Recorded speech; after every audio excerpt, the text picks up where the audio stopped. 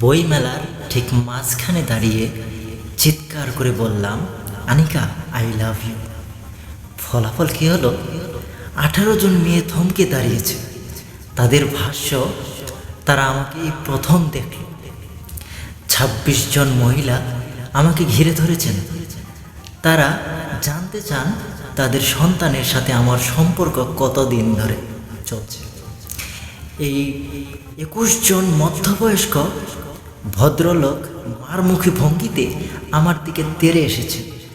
তারা জানিয়েছেন সন্তানের উপর তাদের বিশ্বাস আছে, ভালোবাসলে তাদের মেয়ে আমার মতো কাউকে না, যোগ্য কাউকেই ভালোবাসবে। 7 জন যুবক আমাকে বইমেলার বাইরে নিয়ে আলাদা আলাদা 7 কাপ চা আর 7টা বিড়ি খাইয়েছে।